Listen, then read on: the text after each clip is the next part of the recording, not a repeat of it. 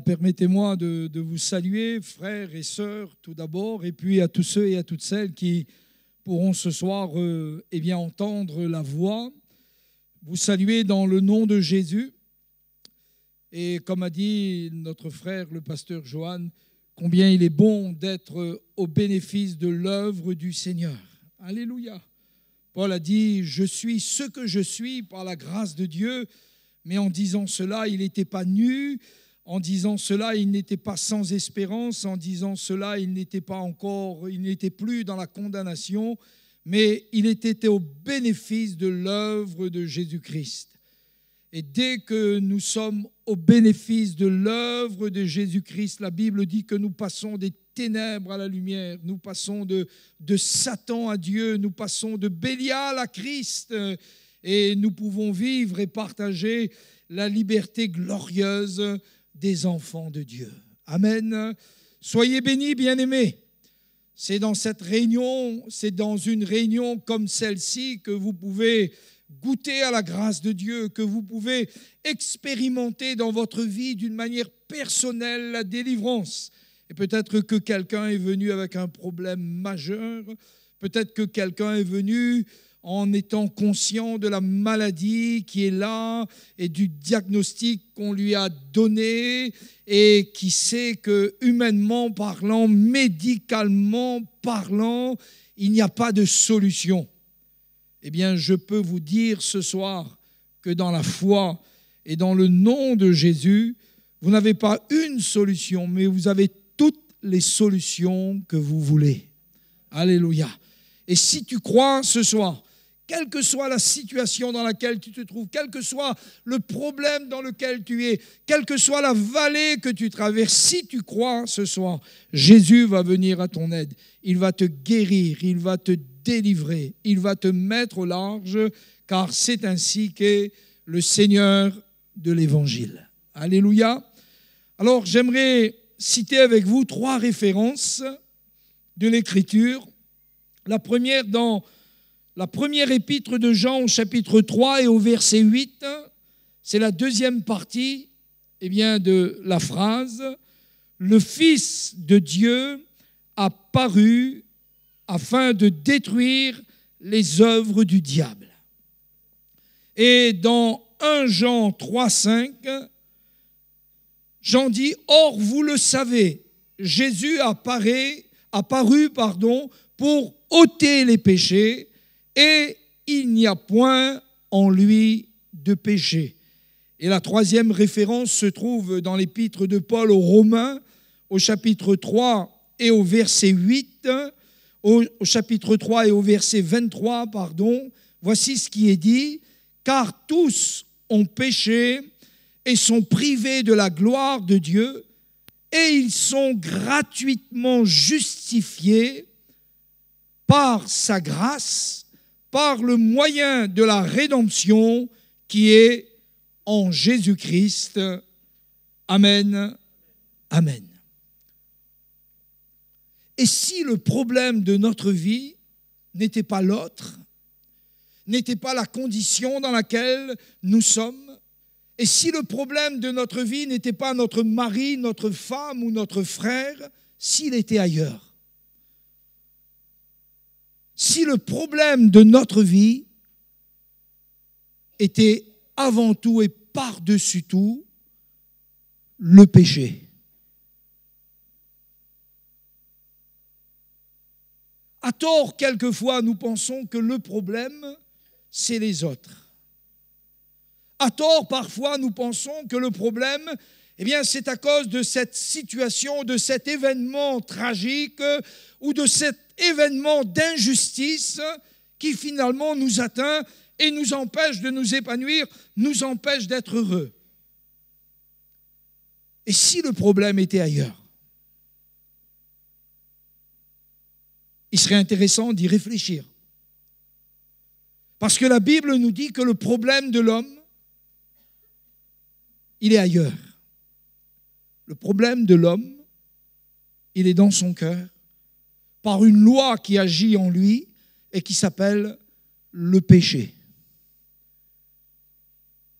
Le péché, littéralement, c'est l'erreur et un faux état d'esprit. Vous voyez? C'est l'erreur, et cette erreur va produire en nous un faux état d'esprit. Et va faire que constamment, ignorant le réel problème de notre vie, qu'est-ce que nous allons faire? Nous allons rejeter la faute sur les autres. Et tant que nous sommes dans cet état d'esprit, tant que nous sommes dans cette erreur, il ne peut pas y avoir de jour nouveau. Il ne peut pas y avoir de restauration.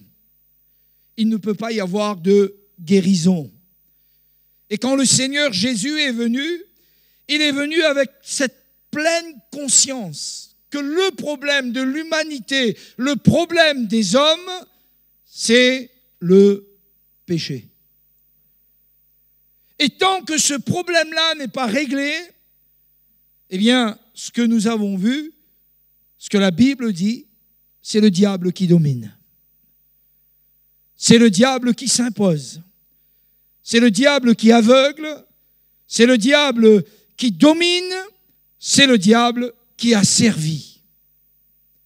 Et quand Jésus est venu dans notre humanité, il est venu parfaitement conscient du problème de l'humanité.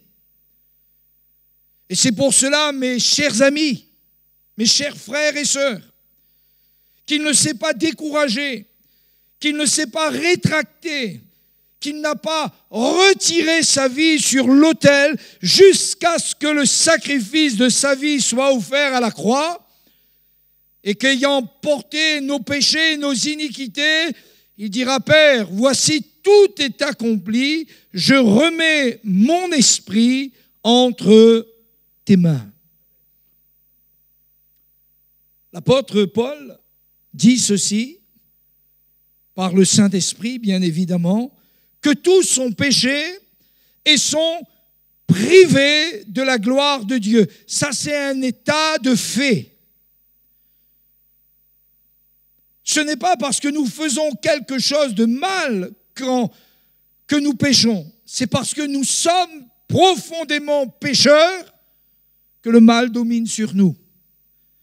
Et que le mal prend autorité dans notre vie, mais bien plus que nous rendre colériques ou nous rendre jaloux, si ce n'était que ça le problème. On aurait pu trouver un remède humain.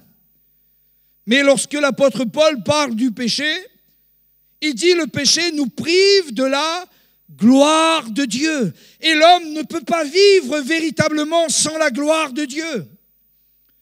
C'est pourquoi Jésus, restaurant le salut, amenant le salut, et il a dit à l'ennemi, au diable, Jésus lui a parlé, et lui a dit, l'homme ne vivra pas de pain seulement. Jésus a dit, l'homme qui a été créé à l'image de Dieu, il ne peut pas vivre de pain seulement, il ne peut pas vivre de matérialisme seulement, il ne peut pas vivre seulement d'or et d'argent, il ne peut pas vivre en possédant et en jouissant de cette vie uniquement. Il a besoin de plus que cela. Il a besoin d'être rétabli et de retrouver la gloire de Dieu. Et bien aimés, tant que nous n'avons pas retrouvé la gloire de Dieu, nous sommes errants. Le prophète dit que nous allons suivre nos voies, nos raisonnements, nos pensées, les hauteurs qui s'élèvent dans notre vie vont nous conditionner et vont nous mener à vivre loin de Dieu. Et le péché, dit Paul, il a pour conséquence de nous priver de la gloire de Dieu. C'est-à-dire de sa présence, de son intime communion, de sa face, de son esprit, de sa vie. Et l'apôtre dit que Jésus apparut afin de ôter le péché. C'est à juste titre que Jean-Baptiste prêchant l'évangile par le Saint-Esprit, envoyé du Père, dit en voyant Jésus sur les bords du lac de Tibériade, « Voici l'agneau de Dieu qui ôte, qui enlève le péché du monde. » Et ça, mes amis, c'est quelque chose de merveilleux. Parce que quand le péché est enlevé de notre vie, quand le venin cesse d'agir dans notre cœur, à cause du pardon, à cause de la grâce, à cause du sang précieux de Jésus, eh bien, c'est là que véritablement nous vivons. Ou si vous voulez, nous revivons. La Bible appelle cette expérience merveilleuse, spirituelle, glorieuse. La Bible appelle cela la nouvelle naissance. C'est-à-dire, nous passons d'un état d'esprit qui est faux à la lumière de la gloire de Dieu. Vous avez remarqué que lorsque Dieu a créé l'homme, bien sûr, il jouissait de choses merveilleuses. Et Dieu n'est pas contre le principe que vous et moi, nous puissions jouir des bonnes choses. Alléluia. Il n'est pas contre ce principe, puisque cela fait partie de ce qu'il a mis à la disposition de l'homme. Moi, souvent et longtemps cru que le monde, c'est la belle création, c'est les belles plages, c'est la belle nature. Le monde, c'est pas ça. Le monde, c'est autre chose. La Bible dit que le monde, il est qualifié par la convoitise des yeux, par l'orgueil de la vie et par la séduction des richesses. C'est ce qui caractérise le monde et son esprit, qui est tout entier plongé sous les ténèbres. Et la Bible dit que dans le jardin d'Éden, Dieu avait créé l'homme libre. Oh, mes chers amis, mes chers frères et sœurs, comme il est bon d'être libre. Alléluia. Une des particularités du salut, une des facettes glorieuses du salut de Jésus-Christ, c'est qu'il nous rend libres. Libres de notre passé, libres de nos erreurs, libres de notre péché, et la grâce de Dieu touchant notre vie. Le sang de Jésus purifiant notre conscience des œuvres mortes nous rend libres. Et vous avez remarqué, quand les hommes sont libres, réellement libres, parce qu'ils sont affranchis, eh bien, ils sont dans un nouvel état d'esprit. La Bible dit littéralement, les choses anciennes sont passées, et voici, toutes choses sont devenues nouvelles. Et lorsqu'Adam vivait dans cette liberté, on le voit triompher. On le voit heureux. On le voit plein d'autorité. On le voit béni de Dieu, vivant dans la présence de Dieu, ayant une intelligence qui peut surpasser tout ce qu'on peut comprendre. Il est capable de donner des noms aux animaux de la terre. Il est capable, de mener une vie dans la lumière de Dieu. Il est libre. Il est libre. Et la Bible dit que cette liberté est aussi une innocence qu'il a devant Dieu, parce qu'ils étaient tous les deux nus et n'en avaient point honte. Et la Bible dit qu'Adam s'épanouissait jusqu'à ce que le péché entre. Nous savons ce qui s'est passé. Et la Bible dit que Ève a écouté l'autre voix. Une voix qui disait exactement le contraire de ce que Dieu avait dit. Et écoutant cette autre voix, faisant cet autre choix, la Bible dit que, mangeant de son fruit et le donnant à son mari, les yeux de ces deux personnes s'ouvrirent. Mais contrairement à ce que l'on peut croire, leurs yeux étaient ouverts. Mais leurs yeux ont été ouverts sur autre chose. Leur esprit fut contaminé par une autre loi. Et la Bible dit, le premier sentiment qui s'est dégagé après que le péché soit entré dans leur cœur a été un sentiment de peur et de honte. Plus d'assurance. Nous savons que si par malheur nous osons rouler sans assurance, ça ne nous empêche pas de rouler, mais ça nous met en grand danger. Nous n'avons plus de certitude. Et toujours nous sommes dans la crainte d'être arrêtés et d'être verbalisés. N'est-ce pas? C'est vrai. Dès que nous sommes en défaut, nous n'avons plus d'assurance. Si nous avons les roues de notre véhicule blanc, quoi qu'ils sont noirs, nous n'avons plus d'assurance. Si nous avons oublié le clignotant pour une simple chose, mais s'il se trouve là un homme d'autorité, nous n'avons plus d'assurance. Quelque chose se produit en nous, quelque chose nous met mal à l'aise tout de suite. Eh bien, spirituellement, c'est exactement ce qui s'est passé dans le jardin d'Éden.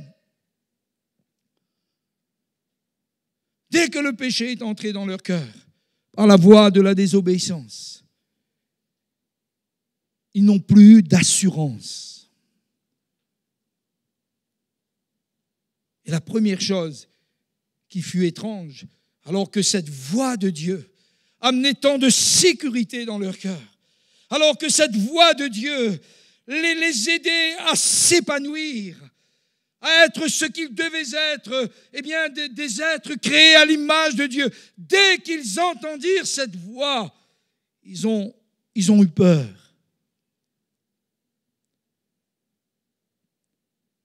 Et ils sont allés se cacher. Ils n'étaient plus dans l'assurance. Ils n'étaient plus dans la certitude. Il n'y avait plus cette profonde conviction dans leur cœur, eh bien, de leur communion avec Dieu. Et ils furent séparés. Et Dieu est allé vers eux, parce que Dieu est un Dieu de miséricorde. Dieu est allé vers eux et les a appelés. Vous avez remarqué qu'il n'a pas appelé Ève? Il a appelé Adam. Il a appelé Adam. Et il lui a dit, Adam, où es-tu? Où es-tu? Parce qu'Adam a été créé à l'image de Dieu. Ève, elle a été créée, eh bien, à partir d'Adam. Mais lui, Adam, il a été créé à l'image de Dieu. Et quand Dieu a dit, Adam, où es-tu? Bien sûr, il parlait aussi à Ève, parce qu'Adam avait la responsabilité d'Ève. Devant Dieu, il était responsable d'elle. Et quand Dieu lui a dit, Adam, où es-tu? Il a dit, j'ai entendu ta voix. Jusqu'alors, quand j'entendais ta voix, je m'épanouissais. Jusqu'alors, quand j'entendais ta voix, j'entrais en communion avec toi. Jusqu'alors, quand j'entendais ta voix, je m'inclinais, je me prosternais devant toi et je t'adorais pour ce que tu es et pour ce que tu as fait de moi. Mais là, quand j'ai entendu ta voix, j'ai eu peur. Et je suis allé me cacher. Et quand Dieu a dit à Adam, où es-tu? Ce n'est pas que Dieu ne savait pas où il était, mais Dieu voulait qu'il prenne conscience que l'état spirituel maintenant dans lequel il se trouvait était une situation dans laquelle, eh bien, le malheur était entré. Oh, Adam n'a pas tout de suite compris les conséquences qu'il pourrait y avoir. Dieu lui avait juste dit, le jour où tu en mangeras, tu mourras. Vous savez, chers amis, frères et sœurs, il y a des expériences que nous n'avons pas besoin de faire pour savoir qu'elles sont amères. Il suffit d'écouter la voix de Dieu. Il suffit d'écouter le commandement de Dieu. Il suffit d'écouter la parole de Dieu. Il y a des expériences que nous n'avons pas besoin de faire, car elles sont amères. Et leurs conséquences peuvent être très, très grave pour nous. Mais là, Adam s'est trouvé en difficulté. Bien sûr, impossible de changer les choses. Impossible, ce n'était plus en son pouvoir. Pour parler de cette situation, l'Écriture dit, l'Éthiopien peut-il changer la couleur de sa peau? Le léopard peut-il changer les couleurs de ses taches pour montrer qu'il n'y a pas de solution, il n'y a pas de remède? À moins que la grâce de Dieu touche notre cœur, à moins que ce faux état et cette fausse conception en nous, cette tromperie en nous, soit touchée par la grâce de Dieu, purifiée par le sang de Jésus, pour qu'on devienne une nouvelle créature. Il n'y a pas de remède. Et c'est ce qu'a dit le prophète. Il n'y a pas de remède. De la plante des pieds jusqu'aux cheveux, il n'y a pas de remède.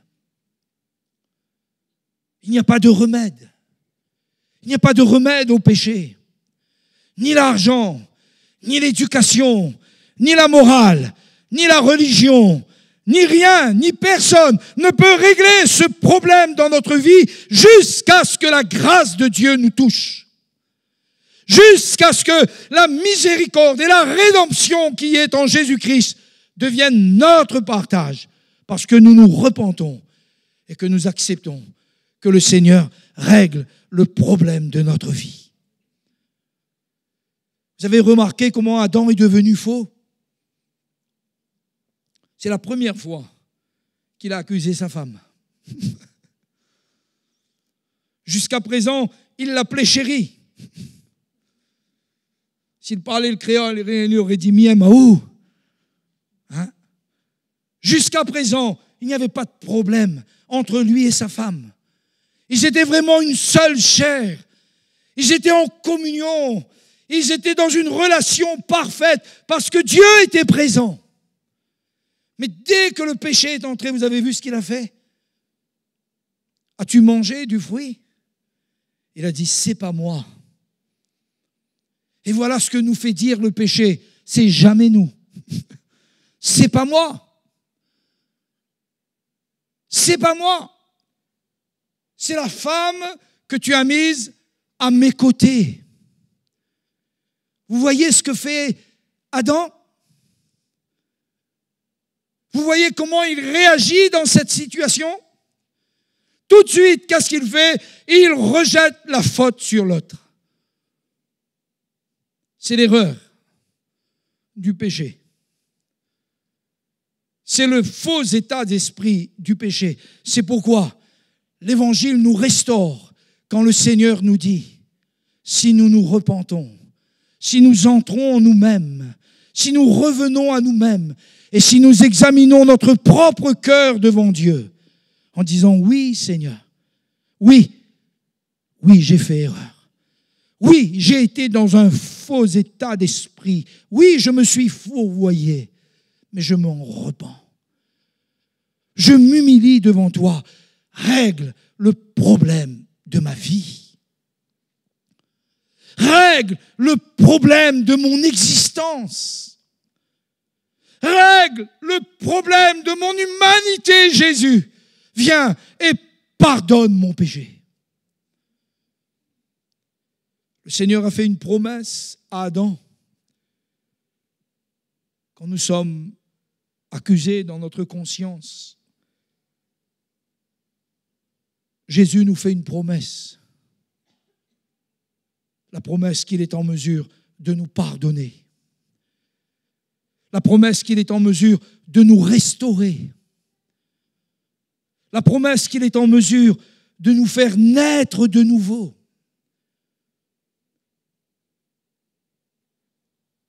La Bible dit que dès que Saül eut entendu la parole de Samuel et qu'il l'accepta dans son cœur, Dieu le changea en un autre homme. Dès que ce problème-là est réglé dans notre vie, dès que le problème de notre péché est réglé à la croix de Jésus, Dieu change notre cœur en un autre homme.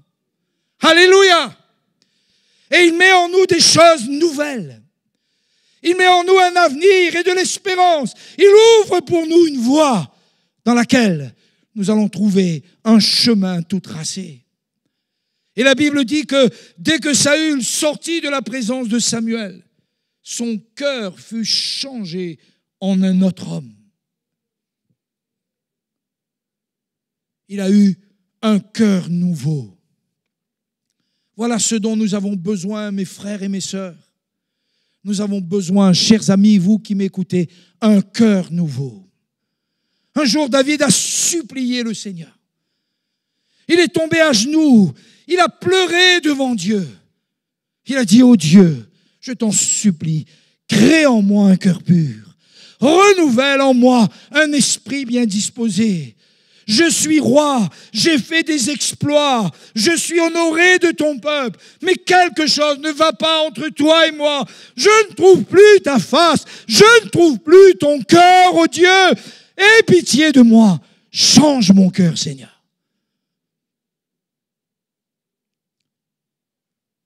Et David, de nouveau, a retrouvé la face de Dieu.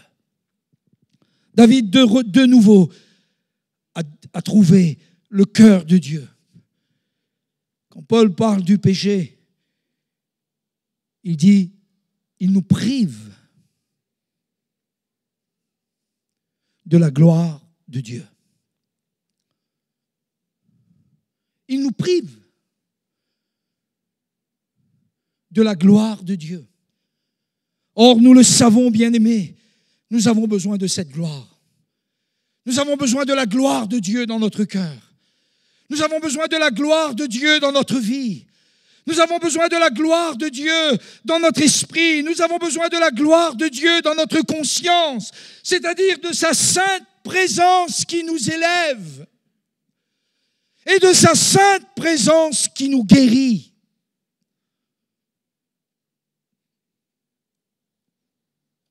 Et Paul dit que le péché nous prive de la gloire de Dieu.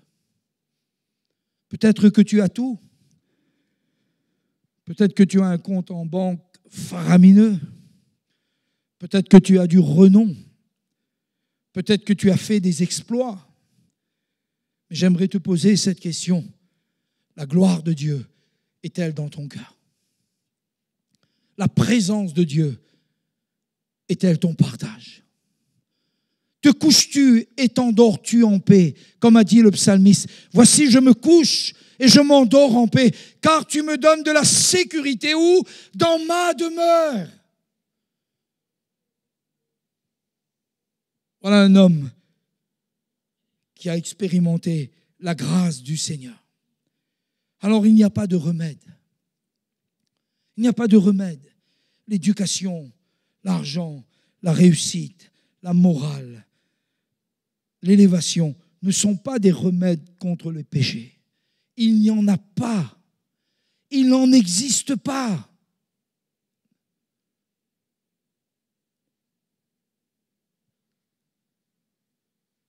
En dehors de la grâce de Dieu. En dehors de la grâce du Seigneur. Et c'est pourquoi nous avons lu dans 1 Jean, Jésus a paru afin de ôter le péché.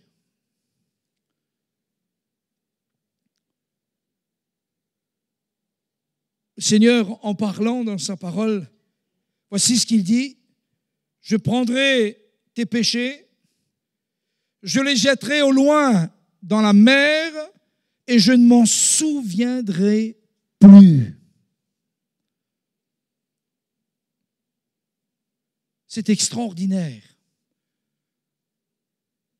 de voir que le Seigneur ne nous condamne pas, que le Seigneur ne nous juge pas. Non, non, il vient juste pour nous relever. Il vient juste pour nous restaurer. Il vient juste pour que sa miséricorde triomphe dans notre vie et que nous soyons libres. Dieu est un Dieu de justice. Alléluia.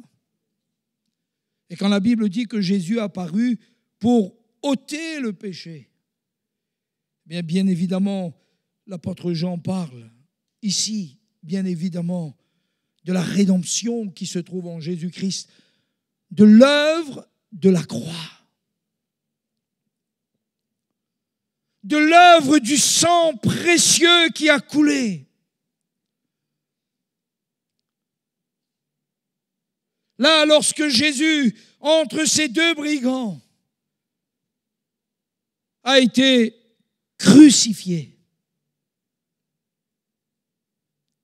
et lorsque, sur cette croix, il a dit, Père, je remets mon esprit entre tes mains, tout est accompli. Savez-vous que le sang précieux de Jésus est le seul remède contre le péché?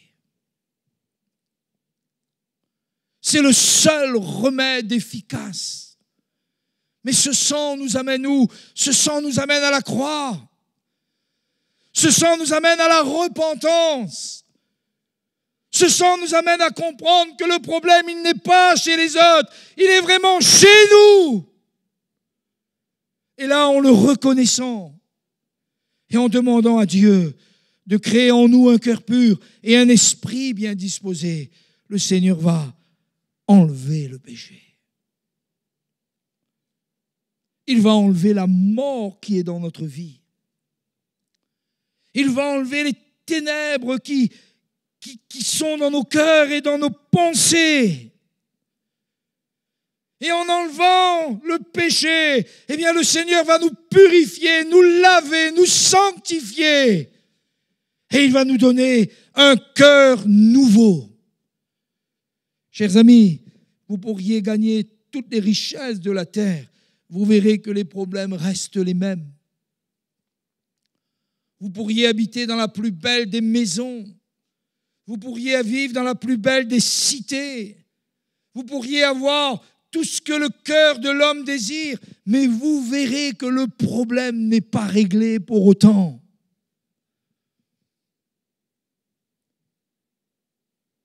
C'est pourquoi le problème du péché n'est pas réglé ni dans la fuite, ni dans l'élévation sociale, ni dans la réussite. Il ne peut être réglé qu'à la croix du Golgotha. Il ne peut être réglé que par le sang précieux de Jésus.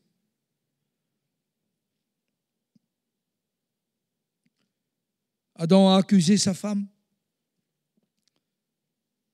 mais son propre fils, Caïn, a tué son frère Abel.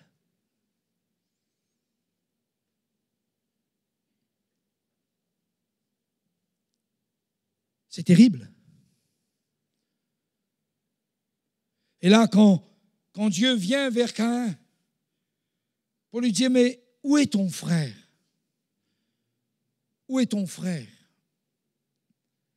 Il a répondu à Dieu, suis-je le gardien de mon frère? Voilà son état d'esprit. Voilà son état de cœur. Suis-je le gardien de mon frère? Un faux état d'esprit, l'erreur en lui. Suis-je le gardien de mon frère? Ce qu'il y a de merveilleux dans la grâce de Dieu, ce qu'il y a de merveilleux dans le pardon des péchés, c'est que cela nous réconcilie à Dieu. Amen. Mais cela nous réconcilie avec les hommes. Cela nous réconcilie avec nos frères et nos sœurs. Cela nous réconcilie et nous ramène dans une vraie communion, dans une vraie authenticité. Et je vous le dis, bien-aimés, quand ce problème-là est réglé dans notre vie, quand notre cœur est purifié des œuvres mortes, alors notre conscience est éveillée. et nous retrouvons la paix. David venait dans la maison de Dieu, dans son état de pécheur. Et vous savez ce qu'il disait? Je viens dans ta maison, mais je meurs. Je viens dans ta maison, mais littéralement, je sèche. Je viens dans ta maison, mais je ne te trouve pas. Je ne te rencontre pas. Quel dommage d'être dans la maison de quelqu'un et de ne pas le rencontrer. Alors on ne serait qu'un intrus. David a dit, je viens dans ta maison. J'offre les sacrifices, Dieu. Rien n'a changé à l'extérieur. Tout est parfaitement pareil. Mais au fond de moi, je suis en train de mourir dans ta maison. David a dû descendre de son statut de roi, de son statut de prophète. Il a dû descendre de son statut d'homme vaillant pour s'humilier devant Dieu, pour que Dieu le relève, pour qu'il retrouve la face de Dieu.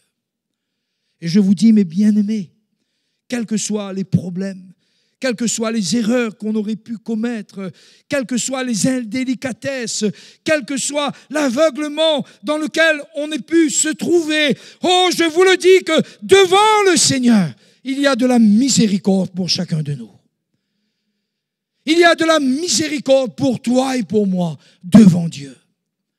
Jésus n'a pas voulu qu'on se trompe sur sa mission. Jésus n'a pas voulu qu'on se trompe sur ce qu'il est venu faire sur la terre. Savez-vous ce qu'il a dit? On n'a pas compris pourquoi il est allé loger chez un homme pécheur. On n'a pas connu pourquoi il a laissé cette femme pleurer à ses pieds et lui essuyer les pieds avec ses cheveux. On a dit, mais s'il était ce qu'il prétend être, il saurait de quelle espèce est cette femme. On n'a pas compris pourquoi il parlait à la Samaritaine au puits de Jacob. Jésus n'avait qu'un désir dans son cœur, c'est que les hommes soient sauvés. Et je vous dis, bien-aimés, Jésus n'a qu'un désir vis-à-vis de nous. Il n'a qu'un désir vis-à-vis de vous et de moi, c'est de nous sauver. C'est la seule passion qui est dans sa vie. C'est la seule passion qui est dans son cœur. Et cette passion l'a mené jusqu'à la croix du Golgotha. Et là, quand le pouvoir était en lui, parce que Jésus avait littéralement le pouvoir de descendre. Quand il avait le pouvoir, parce qu'il était là comme le Fils de Dieu, il a accepté. Il a accepté. Et il a bu la coupe jusqu'à la lie.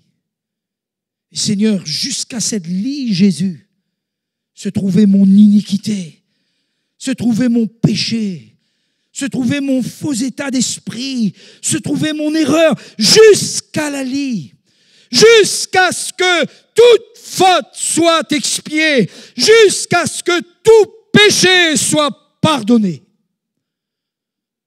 C'est pour moi qu'il l'a fait, je le crois. Alléluia. Oh, je le crois de tout mon cœur. C'est pour moi que Jésus l'a fait. Et si tu le crois de tout ton cœur, c'est aussi pour toi qu'il l'a fait. Afin que ce soir, eh bien, ta faute, ton péché, soit effacé. La grâce et la miséricorde. J'aimerais vous dire ce que fait le pardon. Le pardon, c'est la mesure de la grâce de notre Dieu. Et l'apôtre Paul va dire quelque chose au sujet du pardon. Il va dire quelque chose au sujet du péché. Il a dit là où le péché a abondé.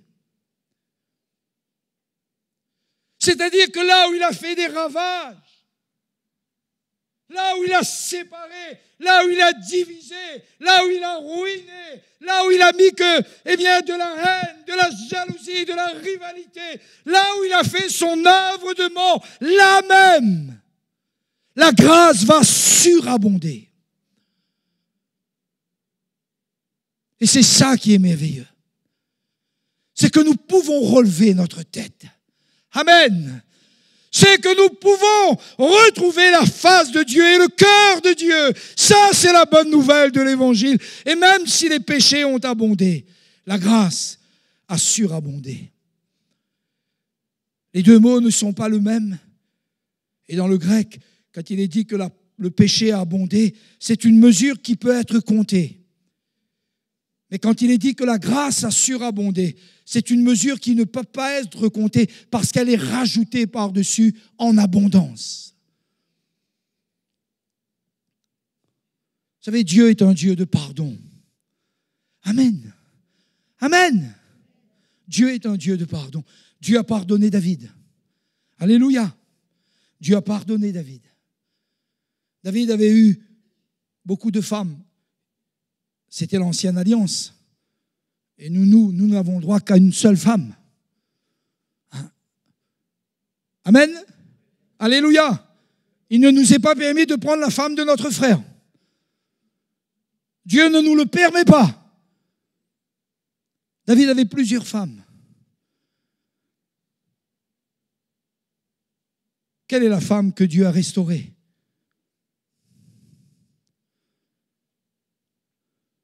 Bathsheba. David a eu plusieurs fils et ils n'étaient pas des moindres. Quel est le fils que Dieu a restauré? Salomon. C'est lui que Dieu a fait asseoir sur le trône. Là où le péché a abondé, la grâce a surabondé. Alléluia. Là où le péché a abondé, la grâce a surabondé. Et c'est ça qui est merveilleux avec notre Dieu. C'est ça qui est merveilleux avec Jésus. C'est ça qui est merveilleux avec la grâce du Seigneur. C'est que là même où le péché a ruiné, la grâce va élever et va faire des choses merveilleuses. Alléluia. Amen. Gloire à Dieu. C'est pourquoi la Bible dit que Jésus est venu ôter le péché. Et je conclus. Le Fils de Dieu est apparu, pourquoi? Pour détruire les œuvres du diable.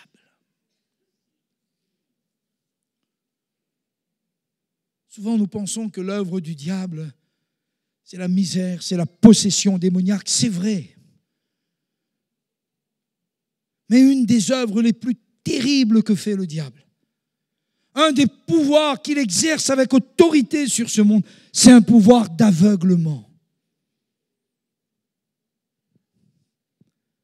La Bible dit que le diable, il a le pouvoir d'aveugler les hommes afin qu'ils ne voient pas briller la splendeur de l'évangile de Jésus-Christ. Et si le diable arrive, eh bien, à voiler notre intelligence, à voiler notre cœur, pour nous empêcher de voir le grand souverain sacrificateur qui a traversé les cieux. Alors toute notre vie, il va nous tenir dans la misère et dans la servitude. Toute notre vie, il va nous tenir dans la culpabilité. Toute notre vie, il va revenir et nous dire, tu n'es pas digne, tu n'es pas digne, tu n'es pas digne, tu n'es pas digne. Alors qu'en réalité, écoutez bien, nous sommes rendus dignes. Vous avez remarqué que l'ennemi, qu'est-ce qu'il fait? Jamais il ne nous fera tourner nos regards vers Jésus, mais toujours vers nous-mêmes. Toujours vers notre faute. Toujours vers notre misère. Toujours vers notre incapacité. Toujours vers nous qui ne sommes pas encore pleinement restaurés. Toujours, il ne veut pas que nous entrions dans cette liberté glorieuse. Il ne veut pas que nous puissions regarder à celui qui ôte le péché et qui est en mesure de détruire les œuvres du diable dans notre vie. Mais ce soir, j'aimerais vous dire, bien-aimés, la bonne nouvelle de l'Évangile, c'est que Jésus ôte le péché et que Jésus est venu pour détruire les œuvres du diable. Alléluia. Amen. Ce Jésus, voilà ce qu'il vous faut. Ce Seigneur, c'est lui qu'il vous faut. C'est lui qu'il vous faut dans votre cœur. C'est lui qu'il vous faut dans votre vie. S'il entre dans votre vie, toute chose deviendra nouvelle. S'il règne dans votre cœur, si le pardon de Dieu vous touche ce soir, parce que vous voulez entrer en vous-même et dire, Seigneur, sincèrement, de tout mon cœur ce soir, je comprends que le problème de ma vie, c'est le péché. Je m'en repens, je viens. Alléluia. Amen. Permettez-moi de citer cette expérience, elle n'est pas moindre. Et elle me vient à l'esprit maintenant. Vous savez, c'est quand Abraham remonte de l'Égypte. Quand Abraham remonte de l'Égypte, il a un grand problème à régler. C'est ce qui s'est passé entre sa femme et le Pharaon. Abraham sait que si ce problème n'est pas réglé, il ne pourra pas marcher en vainqueur. Chaque fois qu'il regardera sa femme, viendront les suspicions, viendront les interrogations. Et nous savons comment la chose s'est faite parce qu'il a dit « c'est pas ma femme, c'est ma sœur ». En fin de compte, c'était sa demi-sœur, un espèce de mensonge, un espèce de salade russe. On ne pouvait plus rien comprendre. Peut-être qu'il n'avait pas l'impression de mentir, Abraham. Quand on ne dit pas la vérité, littéralement, c'est ce qu'on ment. On peut la cacher, mais en réalité, on ment. Que ton oui soit oui, que ton non soit non. Ce qu'on y ajoute, il y a du malin. Et Abraham remonte de l'Égypte. La Bible dit, nous savons comment Pharaon l'a renvoyé. En disant, prends ta femme, pourquoi tu m'as dit, c'est ta sœur, moi. Aussi l'ai-je prise pour ma femme. Je laisse là un point d'interrogation, que chacun réfléchisse. Et Abraham remonte avec ce problème. Mais Dieu lui a fait une promesse. Il lui a dit, de cette femme-là, je te donnerai une postérité. C'est d'elle que je te donnerai une postérité. Est-ce qu'Abraham va permettre que la faute qui a été commise annule la promesse de Dieu? C'est la question que j'aimerais vous poser ce soir. Est-ce qu'une faute de notre vie, est-ce que nous allons admettre, est-ce que nous allons accepter qu'une erreur, qu'une faute de notre vie annule la promesse de Dieu à notre égard? Ma réponse à moi est non. Non. Alors Abraham dit, il faut que je règle ce problème. Et vous savez où il est allé régler ce problème? À Béthel. Il est allé régler ce problème avec Dieu, devant Dieu. Et ce soir, j'aimerais vous dire, parce que je suis aussi pasteur, je suis aussi marié, j'ai aussi des enfants. Les problèmes les plus intimes dans nos vies, dans nos familles, dans nos couples, ne peuvent être réglés qu'à la croix. C'est à la croix que nous allons régler ces problèmes. C'est à la croix que nous allons régler le problème avec notre frère, avec notre sœur, avec notre femme, avec nos enfants, avec nos bien-aimés, avec notre pasteur. C'est là que nous allons régler le problème, à la croix. Et là, Abraham, il est venu à Béthel. Il a laissé Sarah. Il a dit, Seigneur, je viens vers toi. Je remonte de l'Égypte. Tu sais ce qui s'est passé. Tu sais ce qu'il y a eu. Mais je ne peux pas être vainqueur si ce problème n'est pas réglé dans ma vie. Je n'aurai pas la force d'être vainqueur si ce problème n'est pas réglé. Toujours, je me poserai la question.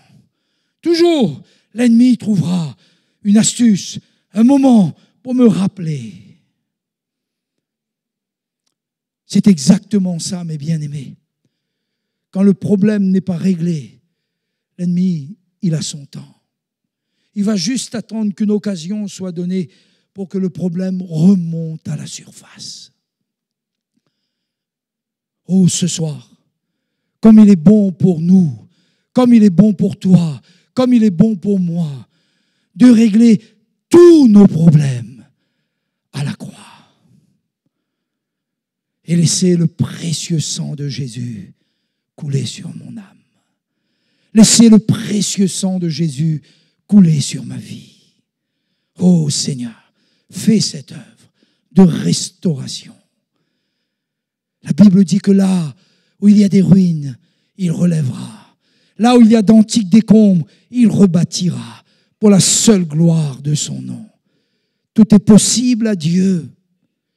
Mais tout est possible à celui qui croit. Tout est possible à celui qui entre en lui-même et qui laisse le Seigneur régler le problème. Amen. Ô Dieu, crée en moi un cœur nouveau. Renouvelle en moi un esprit bien disposé. Amen. C'est ce que le Seigneur veut faire. Jésus veut faire cette œuvre. Il est là pour ôter le péché et il est là pour nous délivrer de toutes les œuvres du diable. Amen.